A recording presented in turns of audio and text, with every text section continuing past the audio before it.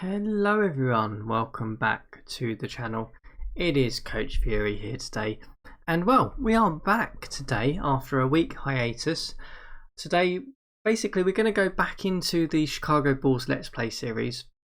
Obviously, we had such tremendous success last season. We managed to win the title with the guys on the screen that you can see here, Brandon Clark and Kawhi Leonard being the main driving force behind this Bulls team.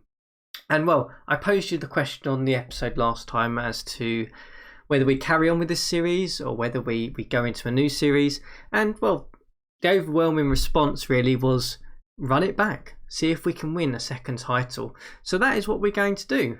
We're probably going to have to rename this the Rebuild and maybe the defense of the title or something. I'm sure I'll come up with a snazzy name by the time we get to the regular season. But for now, we're going to carry on with just the Rebuild name. And well, we're going to see if we can bring this team back in some fashion. Obviously, it might change a little bit. And see if we can retain that NBA championship title. There's no better way to dive straight into it and to try and have a look at some of the immediate off-season questions that we've got here.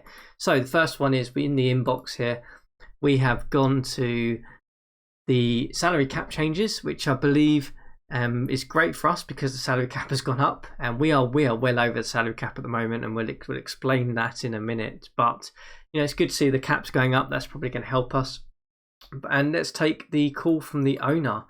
So did a quick chat. How do I rate my performance? I think we definitely did an excellent job. Winning the title is nothing else we can say. And yet we exceeded the goals. Of course we did. We won the title. Can't ask more than that. Would you like to come back for another season? Yes, I will 100% come back for another season. So we've addressed that situation. Let's take a minute to actually talk about the contract situation that we're in at the moment. So in terms of this year, we do have some interesting challenges. No doubt we've got guys who are probably going to be coming off the books in the likes of Ingles, McLemore, Beverly. And we've got a big decision around Brandon Clark. I believe he is a restricted free agent. And he's currently asking for 27 million. So we'll probably let him go into free agency and see how that looks. Kobe White is also a free agent. I believe he is also restricted as well. And TJ McConnell, our sort of mid-level exception guy that we brought in last year, is also going to be coming off the books as well. And then we've got Elfrid Payton as well. His $18 million contract coming off. So we've got a couple of important guys in terms of Brandon Clark. Kobe White hasn't necessarily played a great deal last season. And we've obviously got our starting point guard in Elfrid Payton, you know, being possibly free agents this year. We then also have to consider the fact that this is the year where some of our salaries start to increase. Obviously, we've got Patrick Williams, whose salary bumps up $3 million. Do we really want to be paying him $10 million, considering he doesn't really play an awful much? He's a bench player for us at this stage. But we found out last year that he could play power forward pretty well. It's just a shame that we are pretty stacked in that front court position. And then obviously we've got Kawhi Leonard's contract going up, Wendell Carter and Jackson Jr.'s contract going up. So we've got some challenges here to try and address. We'll see how we get on. In terms of our draft position, I believe we have a first round pick from New Orleans and ourselves. So we do have 2 first round picks to play with, which is great. We will see how that looks. In terms of where they're going to stand, that neither of them are high picks, I believe. If we check the conference standings, we'll just have a quick look. So in terms of New Orleans, obviously they were one of the top teams in the Western Conference. So we're going to have 2 late first round picks, but that's okay. It gives us probably some bench players we can use, and we'll look at the draft a little bit later. But let's carry on. Let's move on. We have a couple of things we've got to do first. The first one is we're going to probably have a response from the owner that we'll have to take. So, quick chat about the upcoming season. How do we think the team's going to be going? Well, I mean, I have to say we are going to be championship material. Even with losing some of those guys, I'm still confident that we can, you know, that's why we're here. We're going to try and run it back and see if we can win a title. So we're going to be championship material. But, you know, we need a blank check. We've got some big contract challenges. Is he going to be comfortable with that? Stop wasting so much money and use a reasonable payroll. Okay. So he wasn't quite happy about the fact that we asked for a lot of salary. Let's see what he actually said. So we've got to win the championship and keep Kawhi Leonard happy, which we can certainly do. In terms of budget, There's nothing there in terms of expectations, I believe. No, nothing really. It's just win the championship basically, and go from there. So let's carry on moving forward in this off season. Coach hiring. So do we have any coaches we need to bring in? We do need to bring in a first team assistant coach. Well, obviously everyone else we've got 1 year left for Billy Donovan. That's fine. He won a championship. We're not going to fire him, but we do need to try and find a first team coach. So let's dive into that pool and have a look and see how we got. So we haven't got much budget. We've got 500,000. So we need to filter this down a little bit and go, well, anyone who's a first assistant coach, let's go from there. What sort of coach do we want? That's the question. I mean, to be honest, we could do with a development guy, probably. A development guy would be good, I think. Or evaluating potential would also be good. But I think development guy, we've still got some young players. That's the way to go. So in terms of player development, have we got anyone who's actually affordable for us in that price range? I think we might have to just go by demand. So clearly we can't afford anyone in here. So we might have to just advance the entire period and see what is left, I think, and go from there. That's probably the way we're going to do this. We don't have the budget to really entice anyone else. $500,000, we can't even afford the lowest guy. So we'll go to the end of the period. We'll wait until that's all done and people have been signed, and then we'll look at what's left. So in terms of player development, have we got anyone who's probably affordable? We could maybe try Eric Hughes and see what he says. So if we offered you our full maximum budget, which is this, and for 3 years, first assistant coach, let's advance that forward and see if we can get him nailed on a really cheap contract. He will not sign for that kind of money. Okay, so we can't afford him. We'll have to keep going down the player development role. So in terms of someone who is affordable and actually has some player development, maybe Tate Brown. We'll try him for 4 years. Why not? Let's see if we can entice him. He's a little bit cheaper salary. Who knows? Maybe we'll get lucky. He's not willing to work for that kind of money. Okay. So in terms of the lowest guys, Sean Carney looks okay. 43 development. Is there anyone else who is any good? No. So we'll try him. If not, we might have to go and change our budget allocation around a little bit, because we obviously can move the budget from the physio side, sort of the medical side, over. So we're going to have to do that to try and get someone here. Clearly no one wants to sign for less money than they're actually wanting. So if we drop this down to 1.2, that's going to free us up about 800,000, I believe, to play with. 1.1 million, perfect. So let's go and have a look. Who have we got in this 1.1 million range? So we have a few guys here who look interesting. We could try and see if Mackay Shrewsbury wants to sign with us. He's a 50 across the board. He doesn't look too bad. Let's try. Will you take a little bit less salary to come over and be our first assistant coach?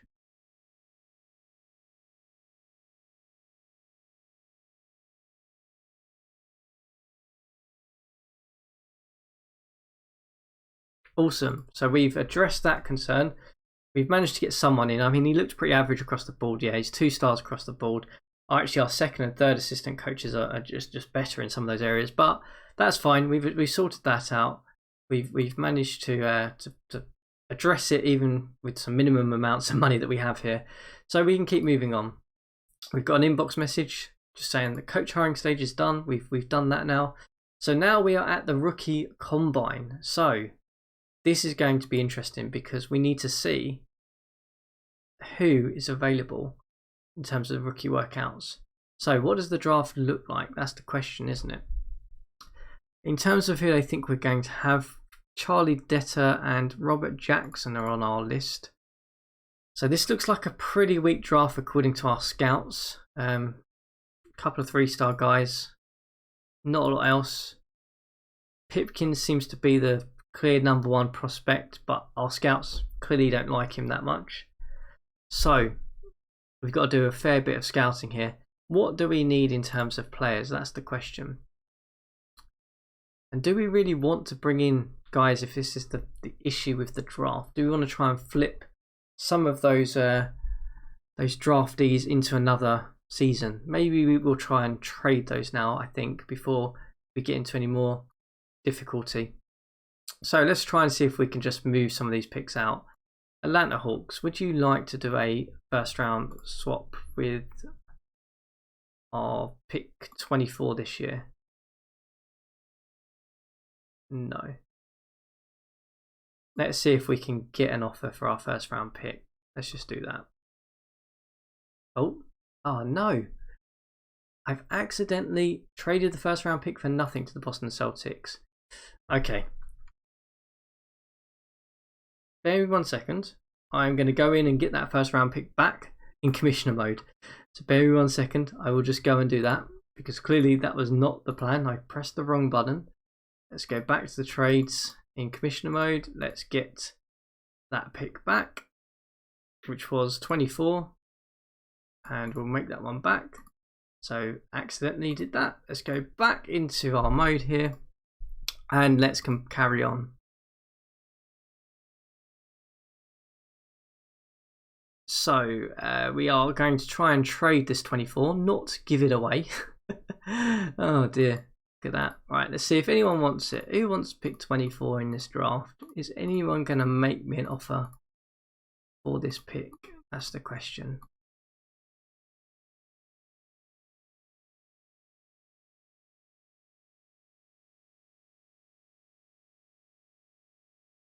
Looks like we could be stuck with it, but I'll shop it around.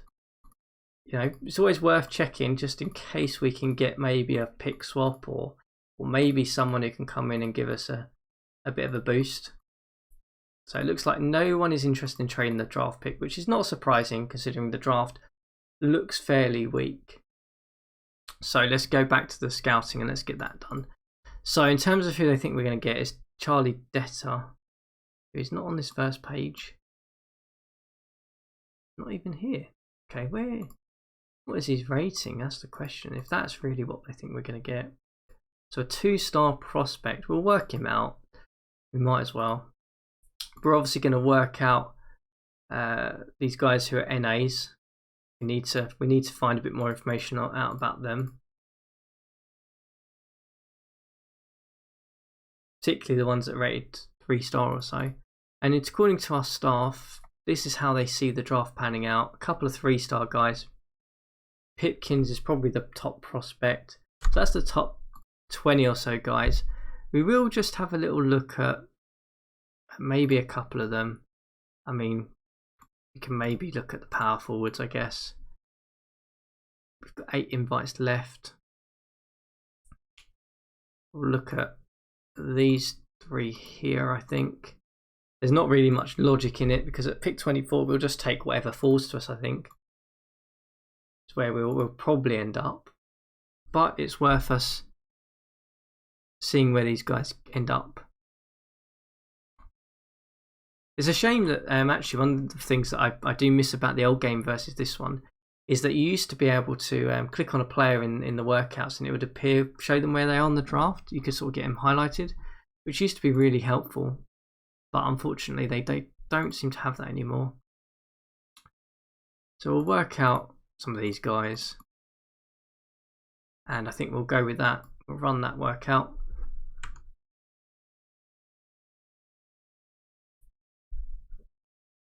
Okay, so in terms of the inbox, what we've got going on, free agency evaluation, we will certainly come back to that. But it is draft time. Let's move into the draft. And let's start the draft and see what's going to happen. So we will let the CPU pick, and we'll probably skim through this draft a little bit quicker than normal. But let's move on. So okay, we've got an immediate pick trade there, but we're not worried about that. So no surprise that Pipkins goes first. I think he was easily the top prospect. And then it goes to Michael Williams, which is interesting. Because he's not the guy I thought who would go next. I thought Denson or Strong would go next. But let's keep moving forward. So there goes Scott. Don't know what he looked like. Boone, a Belgium international prospect, has gone high in the draft, which is interesting. First time we've seen that in this Let's Play series. Williamson goes. Wilson. Tom Price, I don't know much about these. Let's just skip to the next human pick, I think. We've got a couple of interesting drafts. Laurie Markkinen, you saw there, got drafted as well. And not got drafted, got traded, sorry. So let's have a look at what we've got left. Clearly nothing we have scouted. It's a bit of a guessing game. This game really is at times. When it comes to the draft, you really just... I mean, the staff love Jeremy Price, but we have no information about him. He's a one-star prospect, but the scouting report loved him. In terms of who we actually did scout, so we scouted Burleson. He's a one-star overall prospect who we have no information on despite us scouting him, which is interesting. Okay.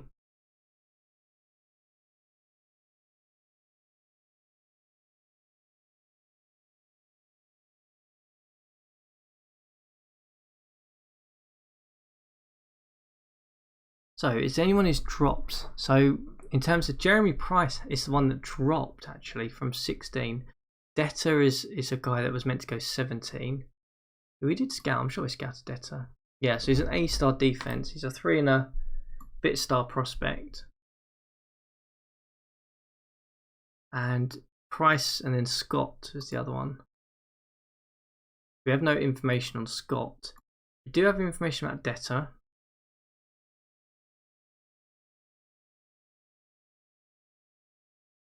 And then everyone else is sort of below that. So I guess the question is, we'll take a punt on one of these guys. It's just, do we want to take a punt on the likes of Price, who we have not a lot of information about?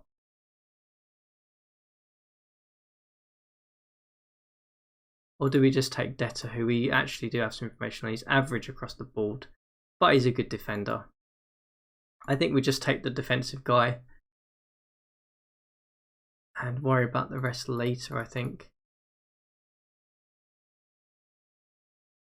So we do have information on Harris, who doesn't look much better. Belton is actually a 3-star prospect. Good defense, average across the board at everything else. We don't have information on you. So just looking at what our coaches are saying we could probably take. And we have a 3-star prospect in Nathan Smith. Again, is not looking that great. So I guess really the question comes down to, do we take Detta, who's a 2.5-star guy, average but can't block, or do we take, I think it was Belton, who is average, not a great passer. Belton was expected to go, don't actually know where he's not meant to go in the first round at all.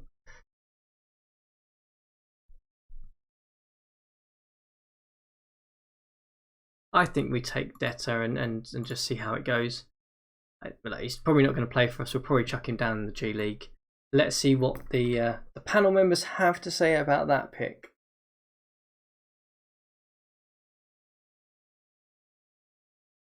He's expected to go 17th and we've taken him 24th. So it's a bit of a gamble in that he was expected to go much higher. But we will see what the panel makes of it.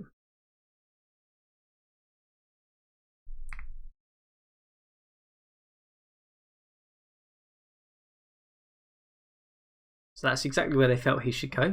Okay, not surprising because in the original mock, I think he was drafted to go to us anyway. Had good workouts. Smart pick. Okay. So let's move on to the next human pick. I'm not sure whether we've got a 2nd round pick in this draft, or whether we dealt it before. I don't think we do. No, we don't. So that ends our draft. We only had one guy to pick up. Let's have a look and see how our draftee looks. Okay, so he's incredibly raw. He's a defensive guy who can shoot and not do much else. Okay, not particularly the best draft. Let's take a look and see how the top prospect actually looked though. So Pimpkins, the top prospect, was only a 2.5-star guy. Who else was it was looking at? We were looking at Prince and Belton. So Belton, not that great either. And Prince was the other one.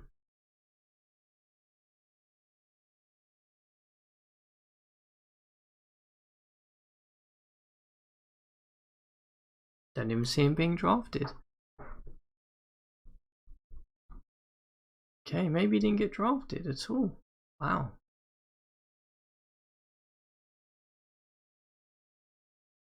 Denson was a prospect that looked like he was going to drop. He's probably the best prospect actually from what we've just seen. Williams has huge potential. Look at that. That's crazy.